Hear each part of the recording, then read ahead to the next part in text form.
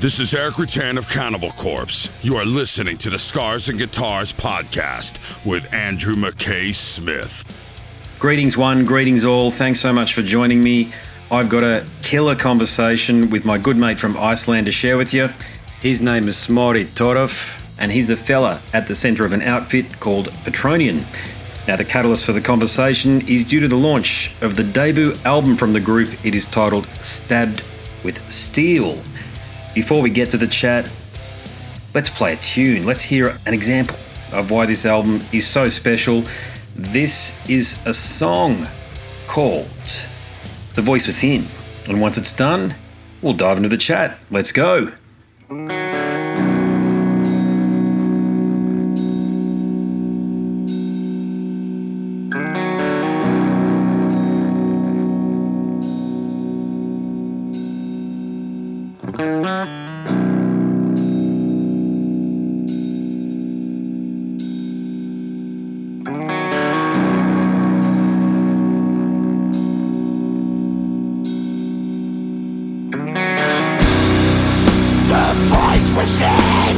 from me.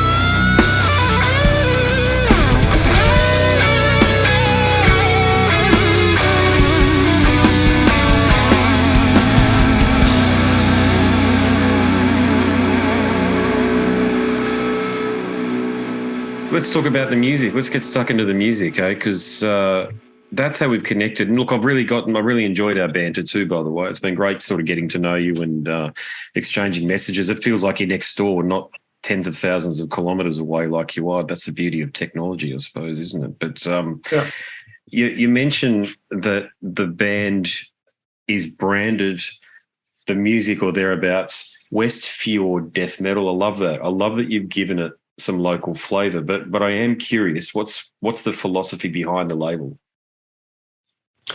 So the thing is, I grew up in Patronian in the West Fjords, and that's where the whole music thing started for me. I started playing drums at 8, and alongside the drums came the guitar when I was maybe 11 or 12. And I mean, I was playing in a metal band as a drummer when I was 9 or 10. So the whole metal thing for me started in Patronian, and that's actually where the name Patronian comes from. To me, it means somebody from that place. But I did find out that it does mean protector in Romanian, Okay. which is fine to me. But the West Fjord death metal label, I wanted to pay tribute to my roots, and also the drummer is from a nearby fjord as well. So 2/3 of the band are from the West Fjords. Mm-hmm. Yeah. Yeah, gotcha. Okay, so it's got the cultural and geographic relevance there. Okay, I like that. That's nice. Yeah, and it's so unique. It's so different. I mean, you'd be the only band playing that too. That's the other thing. So it gives you something unique to stand out from the pack within, especially because people like that. You see that sort of thing all the time, and it's nice to have something from Iceland that uniquely identifies as being from Iceland. But with with your music, your recent release, or the upcoming release, I should say, is that an album or an EP? It's an album. So we still think in vinyl length, and that's what I always look for. Still, when I'm making an album, it shouldn't go over. I think it's 18 minutes per side, and plus, I guess when the CD arrived back in the day, it could hold more space or more length, I guess, and the concept of an album became longer because of that. And all of a sudden you had like a whole bunch of, I don't know, 50, 60-minute album coming out. And for me, it was It's too much. Too much. I just wanted things to be to the point, you could say. So that's why this album, I mean, it is 6 songs, but one of the songs is 15 minutes. The last one, yep. Well, we thought about splitting that in 3, but then we figured no, it is a piece of music that goes on for 15 minutes, so we let it stay as one song. The Great Western Friendkill is the name of that one. Is there a unique tale behind that particular cut? Sorry? Is there a unique tale behind that cut? The Great Western Friendkill? Mm-hmm, yeah. Well, we're kind of paying tribute to not only Pantera, but also an Icelandic band called Minus. And they actually, in 2007, their last ever album was called The Great Northern Whale Kill. So we figured, hey, we got the southern, we got the northern, so we will add the Western. Yeah. So I guess there's somebody out there maybe that can add the Eastern, and the full circle is complete. Yeah. So the album, it's called Stabbed with Steel. Thank you for sending it through. I've had it now for a couple of months. I listen to it fairly regularly, I've got to say. It's not been one of those releases where you send it through, people do send me things, and you listen to it out of curiosity and because you want to support people. But yours has been one of those ones where I can't imagine that it's not going to make my year-end top 10. Okay, so that's the first accolade I'm going to give to you. Okay, it's for reference for people listening. I've picked a few bands to which your music could vaguely be compared to because you've got your own unique sound. But yes, I will play a track before before we have this conversation for people. But I just want to go a bit deeper than that. And I want to say that what I feel like your band relates to is the brooding fury of Obituary, the angular and muscular patterns of gore guts on the album Obscura, one of my favourite albums ever, that one there, Obscura. But you've also got the intensity and some molten lava of Cannibal Corpse, and they really grind down that Pat O'Brien, jug, jug, jug, jug, jug, that thing there, and they shift gears and they take things back a step. Do you agree with my comparisons there? I have I have absolutely no problem with those great bands being mentioned. Yeah. It's an album that once it gets its hooks into you, I like. It must be to do with your philosophy there, because it doesn't sound like a lot of things that are going on right now. What's happening now is that a lot of music is quantized, as you hear a lot of this stuff that's quantized. And I had a good chat to Scotty Carstairs from Fallujah about it, and there's this tendency for bands to line everything up in Pro Tools and make sure that the bass drum and the bass guitar and the guitar, they're all bang, bang, bang like this, and it's soulless. Whereas there's a lot of spirit, there's a lot of heart and soul with what you guys are doing here. So if I had to isolate a single aspect of the album that I think stands out, it would probably be the solo on The Voice Within. Okay, that's a candidate for one of the solos of the year right there. So is that a solo that you developed over a long period of time, or was it a bit more spontaneous, so to speak? Spontaneous, definitely. I wanted it to feel like a guitar battle, you could say. That's why it kind of feels like one guitarist is playing for a while and then the other one takes the center of the stage and then it goes back to the other one. So that's kind of how I felt. That's what came to me when I did that solo. But because you mentioned it, a lot of bands are doing the how did you put it? Quantized. Quantized. Yeah. And the thing is, I mean, it's pretty safe for me to say that I come from the old school. I mean, I grew up listening to metal in the 80s as well as the 90s, and saw a bunch of those bands live back in the day. And the things that I often get disappointed with, because today the musicianship, it's never been better. There's so many incredible, guitarists, drummers,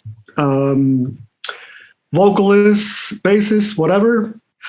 But on a very regular basis, I get very pissed off with the sound, incredibly pissed off with the sound. I'm like, guys, why do you have to sound like this? I mean, you're doing metal. It's down tuned to I don't know what. You're growling. You're doing all these wonderful things that make for good metal, but you're polishing the damn sound, and I can't stand it. So it was very easy for me to know what direction sound wise I wanted to go into when I made this album. because I don't, when I listen to metal, I don't want any added studio frequencies that don't represent like an amp or true drums or true vocals or true bass amp. Like I want it to sound like an incredibly powerful rehearsal, maybe. So yeah, it makes sense. Yeah, I get quite heated when I talk about this because, like, in the past few years, I've probably listened to, I don't know, new bands in the hundreds, and I mean I love that it's metal, but I just most of the time I don't like the sound. Mm. Yeah, I can relate. I can relate. It's when I started doing this 5 years or so ago, I had no idea what the new bands were at the time. So it was a complete re-education for me coming from that older school with Morbid Angel and Deicide. And there were a couple of new bands I was into, like Animals and As Leaders. But by and large, it was a complete, I had to immerse myself in what Napalm were doing, what Nuclear Blast were up to. Roadrunner have disappeared more or less these days, and Earache are doing rock and roll. They don't do metal anymore, I don't think. So I had to re-educate and understand what the new bands were all about. And that was the first thing that jumped out. It was almost unlistenable after a period of time. You certainly couldn't listen to things one after the other, meaning different band. You couldn't go from one band to another band to the next one because you couldn't tell the bloody difference, and it was almost stressful. And and I made this point on the podcast many times. It's like as if the band's heard Death Magnetic from Metallica and goes, there it is, let's do it. And that's one of the worst sounding albums of all time. It's an absolute terror of an album to try to get through. So I'm very grateful that you haven't killed the songs. You let the songs breathe. Yeah.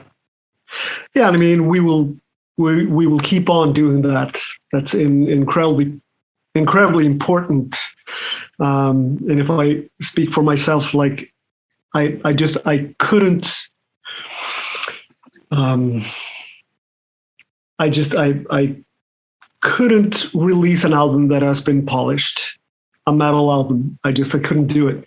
And actually, speaking on albums, I am on that very day that the Patronian album comes out.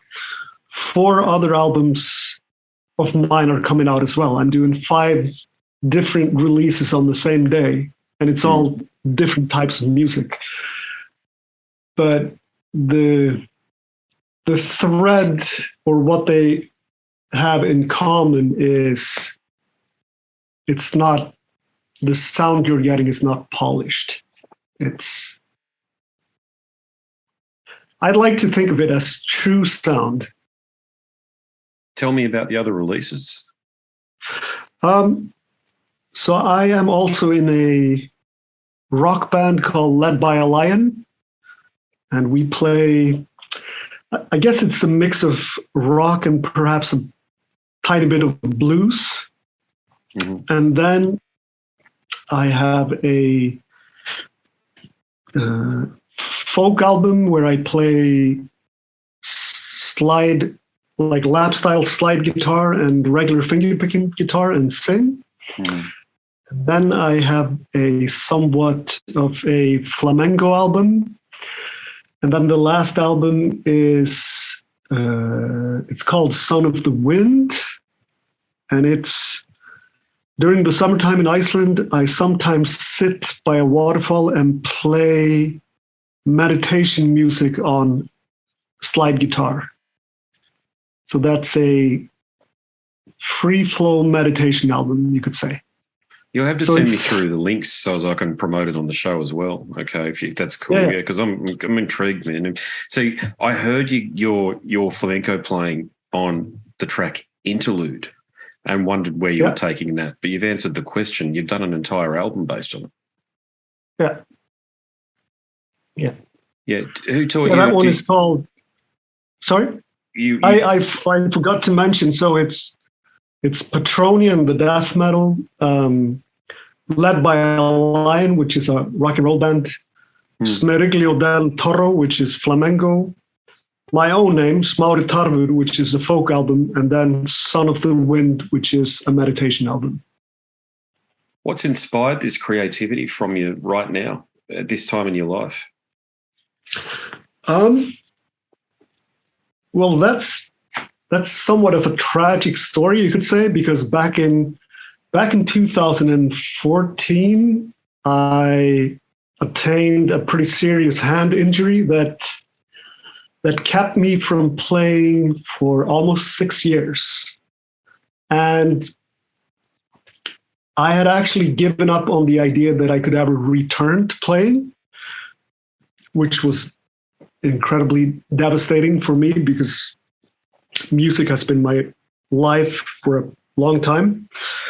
But then once I had regained enough strength in my hand to be able to record, I just, all hell broke loose, you could say. I just became so happy and enthusiastic about the idea of recording a lot of material and releasing it. And somewhere along the way, I figured out, I have 5 albums that I'm working on. And the idea came up to release them all on the same day. There's a lot of variety in what you're doing though. Yeah. You're not restricted to any one thing. It's all guitar-based music from the sounds of things, but you're playing. It might be easier to mention the genres you're not playing across the 5 releases. Well, thank you. I guess that has something to do with the musical upbringing. I grew up listening to various types of music, and once I got into acoustic guitar playing, maybe 17, 18 years ago, I felt that it felt like I was playing a new instrument. And the music that I truly connect with, I can honestly say that I find it so inspiring that it's easy for me to write as a result of that, I guess. Yeah, fair enough. Yeah. Yes, indeed. Because look, so you've been a musician for decades, and this album here, let's just focus on the Patronian album then. Did you write this album recently, or are these riffs that you've had over the decades that you've decided to collate together recently? Let's see. Some of the stuff on this album, let's see. There's one song. The main riff is 20 years old. And then there's maybe one other song which is from maybe 2010, but the rest of the songs are new. And I actually I think I have probably about 7 or 8 new songs that I'm working on for the next album. Awesome. Killer. Yeah. How much further down the road are you with the t-shirts, the Westfield death metal t-shirts, or the jackets? I think you're organizing. That happening? We will probably do some of that once the album is out. Yeah, nice. But we're not too worried about all the promotional stuff. We would like things to happen in an organic way, just like this interview happened.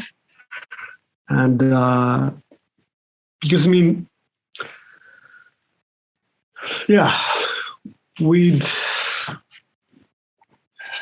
we'd rather let it happen that way, just in a natural way.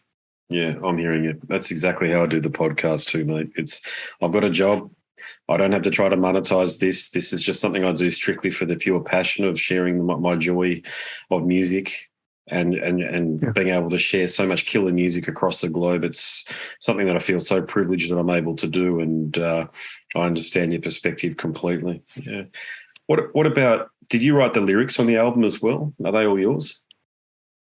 I did. And actually, I started growling last year. So I don't really think of myself as a vocalist. I just think of myself as a guitar player that sometimes tries to sing, because clean vocals I've struggled with perhaps a bit, because I'm not quite.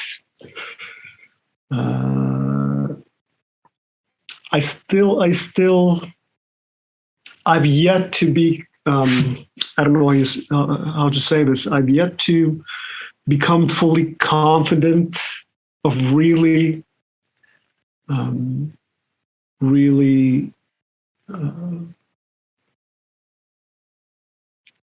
sing clean without fear, I guess. Yes.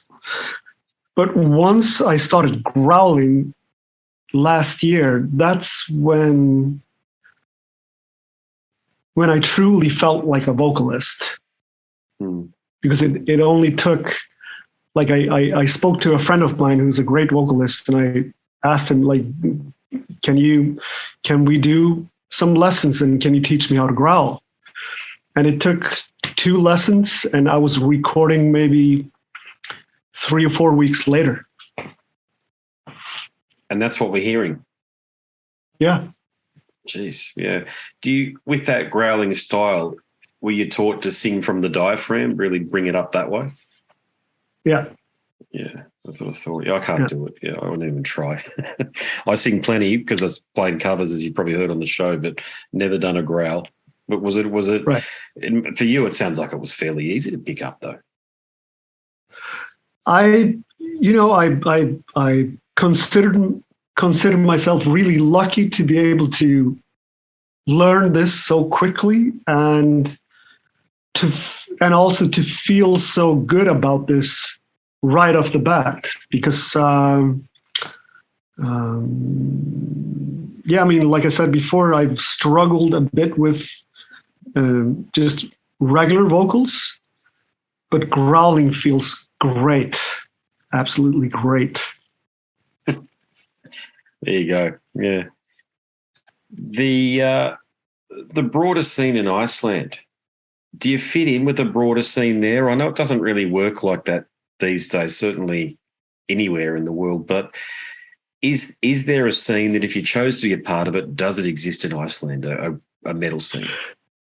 It does. It does.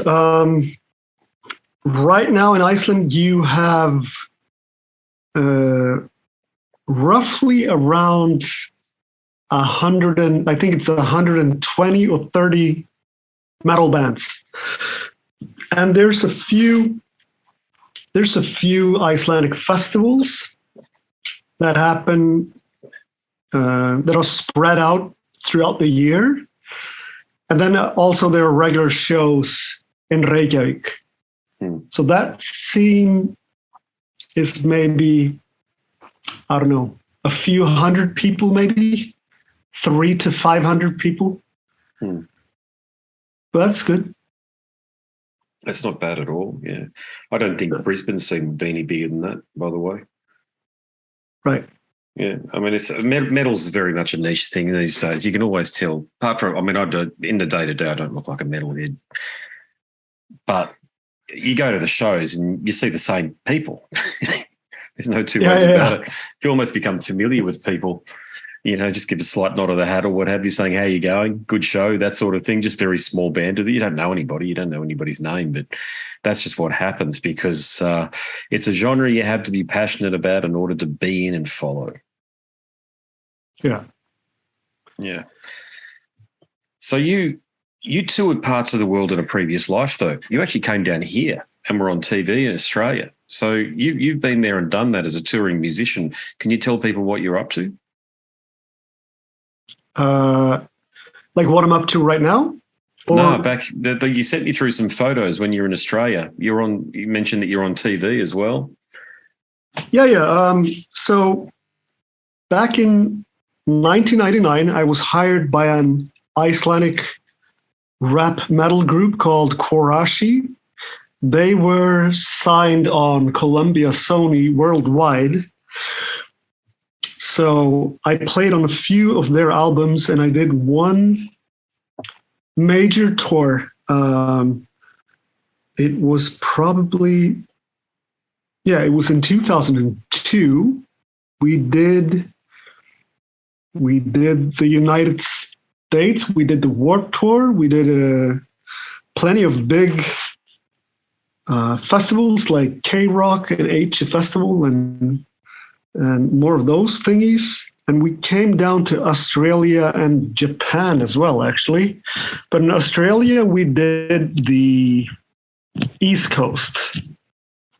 And it was quite an experience for me as a massive AC/DC fan to come down to Australia and finally be in the country where that whole beast started back in the day. Mm-hmm. And I think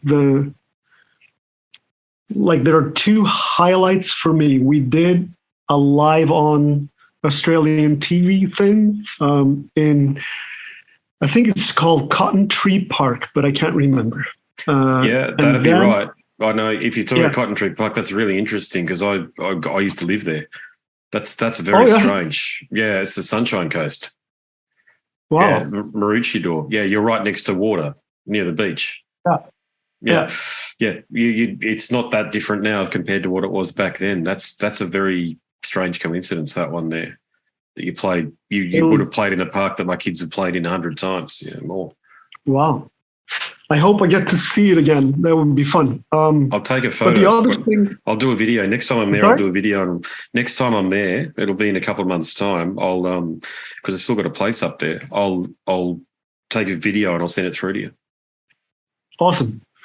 The other thing was we played at a club in Melbourne, which was on the same street as AC/DC filmed It's a Long Way to the Top, if you want to rock and roll.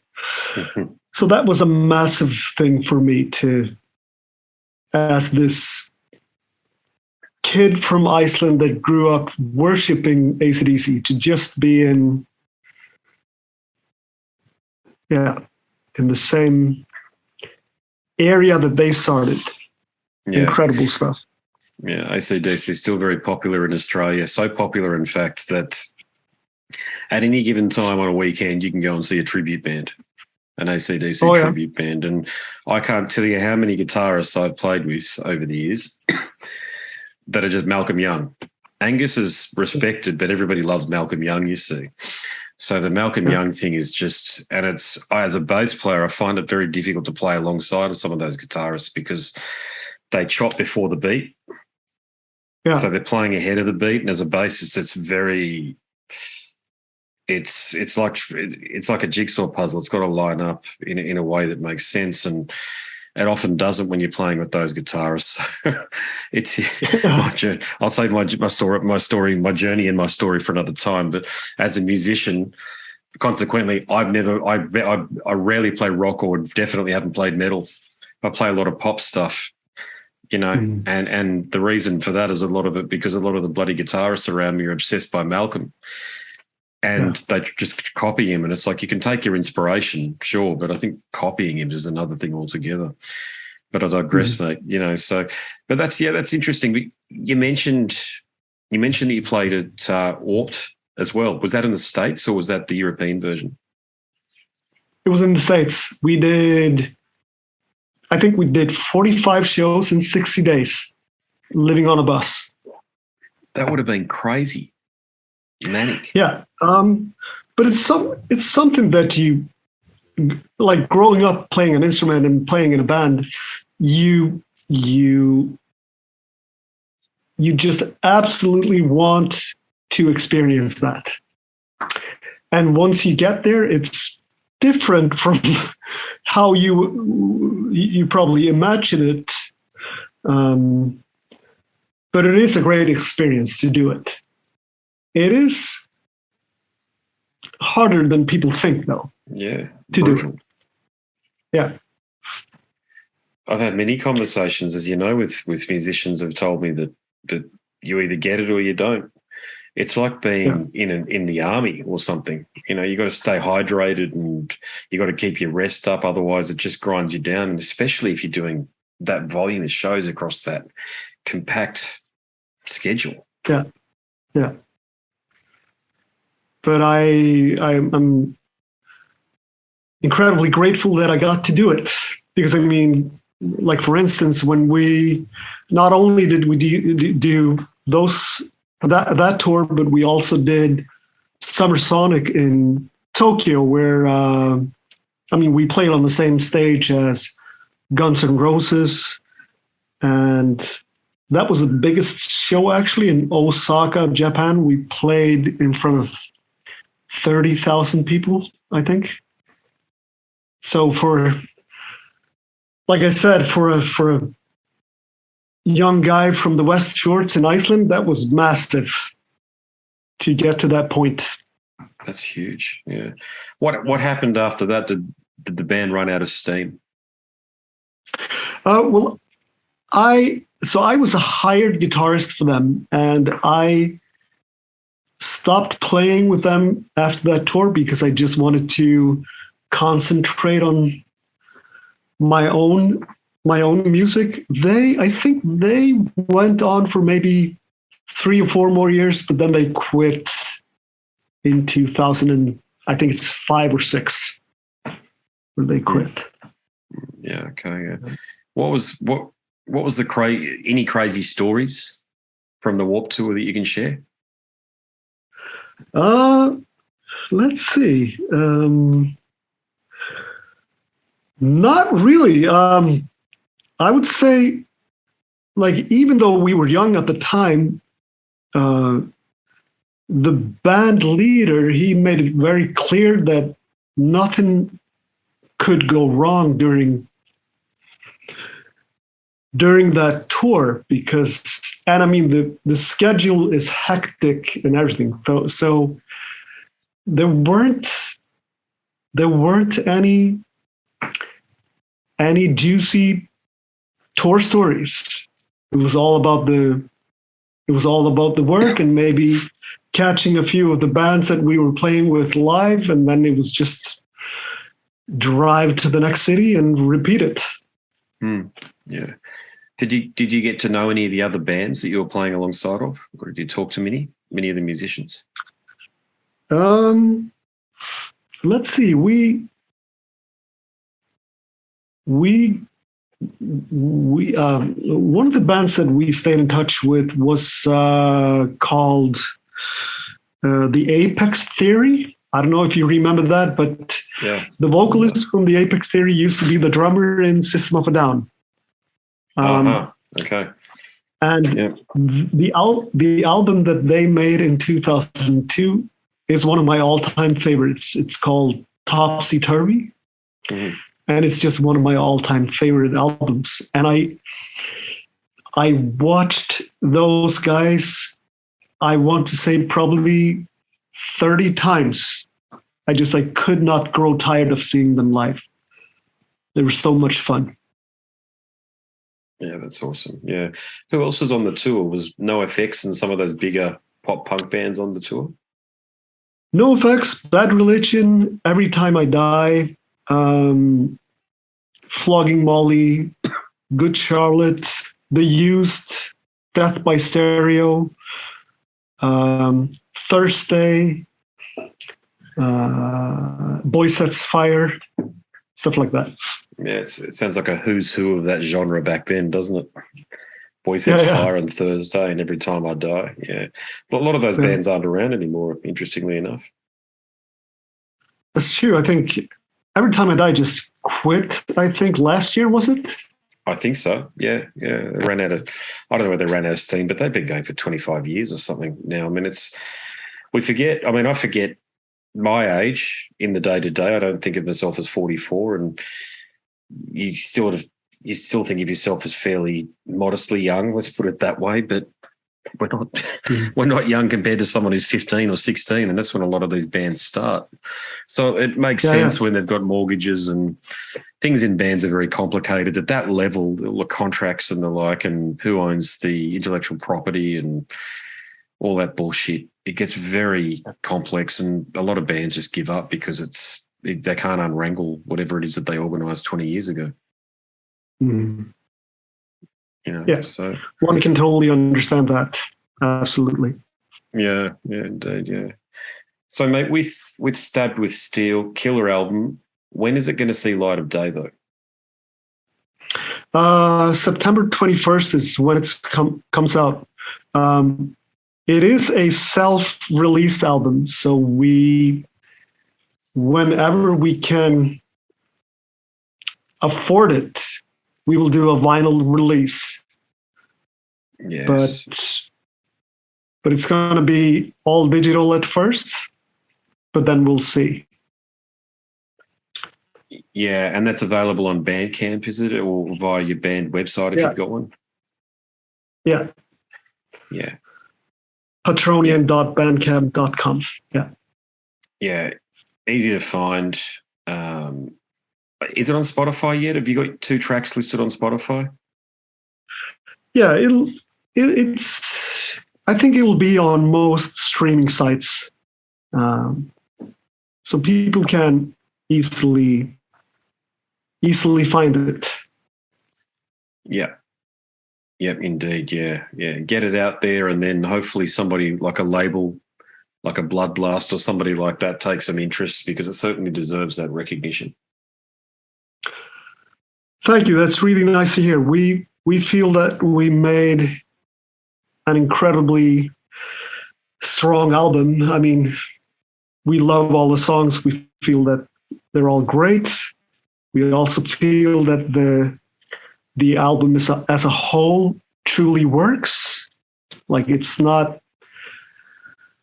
We did have more songs, but we didn't want to ruin we felt like putting more songs on there wouldn't work as an album. So that's why it's 6 songs, 36 minutes, I think. Mm-hmm. And it's a killer album from start to finish as we see it. All killer, no filler. There you go. All killer, no filler. Yeah, indeed, yeah.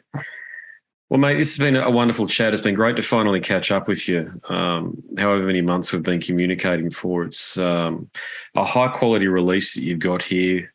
And, I mean, I hope people out there are the average metal fan who might be listening to Trivium and Lamb of God and this sort of stuff, and I hope they're sufficiently intrigued, and the blog sites across the world, I hope they pick it up. I'll certainly do my bit here via the podcast, as you're aware, and I'll put it up on my website as well. But I hope that happens, because it certainly deserves to achieve and reach a broader audience than a couple of diehards. But, what do you do? These days, mate, you're competing with people's attention spans are like this. And you're competing with a lot of different stuff out there. Yeah, I mean, we are just incredibly happy to having made this album and releasing it. That alone makes us really happy. If somebody listens, that's great, but that's not the point.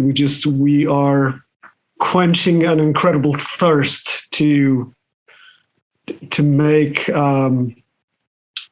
powerful death metal. Mission West Fjord death metal. Mission accomplished on that front. Thanks, mate. That's a great conversation and great to finally catch up. Thank you so much. I hope I'll make it down to Australia, and preferably with Patronian to do some gigs. Fingers crossed. Yeah, fingers crossed. Or that, or, in the next decade or so, I'll be over there in Iceland, mate, and we'll have a beer then, maybe. Yeah. All right, brother. Thanks very much. It's been lovely to catch up with you. Likewise. Have a good one. Thanks. You too, brother. Talk to you again. Cheers, mate. Yeah. Catch ya. Well, there you have it, ladies and gentlemen, my chat with my good mate from Iceland, Smári. If you're interested in the other projects that we talked about toward the end of the chat there, go across to scarsandguitars.com, have a look at the show link, or the episode link, I should say, and they're all in there, okay? So you can check out his flamenco project, his rock project, and his more meditation-based project. It's all happening, but Patronian is all about the death metal, and doesn't he do it well? Now, if you like listening to the show, maybe you do like reading as well, in which case I've written a book and you might like reading all about the conversations that have taken place over the 5.5 years of the show's existence, all put together across 60 yarns featuring 90 musicians, Scars and Guitars Volume 1, Conversations from the World of Heavy Metal and Beyond.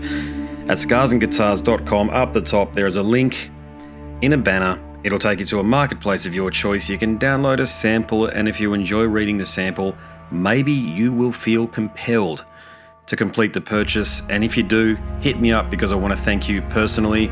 And on that note, here's some more information about the book. But before I let you go, my name's Andrew Mackay-Smith, and I'm the host of the Scars and Guitars podcast series. Until next time, it is a very goodbye for now.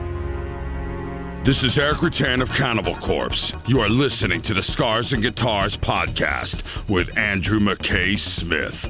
I've been the host of the Scars and Guitars podcast since 2017. The first musician I interviewed for the show was David Vincent from Morbid Angel, and things have just snowballed from there. In all, I've posted almost 650 podcast episodes featuring conversations with many of the leading lights of rock, heavy metal, and beyond. It just got to a point where I thought, I need to write a book about all this, so that's exactly what I did.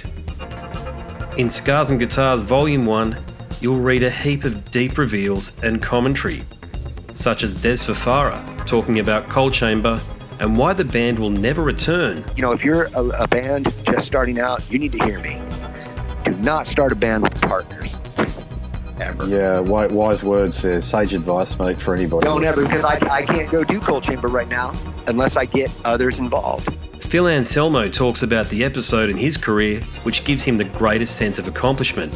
I think the staying power of the fans and the staying power of the songs, you know, whether it's Pantera, Down, or Superjoint, the fans remember the songs. Alex Skolnick from Testament confirms that, yes, playing the guitar in Ozzy's band is anything but an ordinary gig. Will Silenos from Dimmu Borgir write a book? Pa from Sabaton gives advice to people who want to start a band. Look at the team around you, look at the bandmates. If the guys want to be on the stage, then it's all cool. If the guys want to be backstage, then it's not going to be cool. Current and former members of Cradle of Filth discuss the band's seminal 90s material. Read about the reaction to George Lynch and Mark from Suicide Silence's comments when they throw shade at then President Donald Trump. We have this idiotic monster, you know, this egotistical, self-aggrandizing, complete piece of shit in there. I just can't understand how we've gotten to this place. And yeah, we kicked a hornet's nest with Sepultura. Percussive overlord Gene Hoglan talks about recording with Chuck Schuldiner. Chuck was always, he was very open-minded, and he was into having his musicians that were playing with him just reach out for the best stuff that they had. Phil Campbell from Motorhead discusses what it takes to get sober. John Five answers his critics who dismiss his tenure with Marilyn Manson. You know, my name is John Five, and Manson gave me that name, and I had some of the best years of my life in that band and learned a lot. And we get the lowdown on Treyarch Zagtoth from those who would know, including his mother. All across Scars and Guitars Volume 1, there are moments of tension, relief, tragedy, exhilaration, and throughout it all, you'll obtain insight that I believe no one else has managed to obtain from many of your favourite artists. So treat yourself.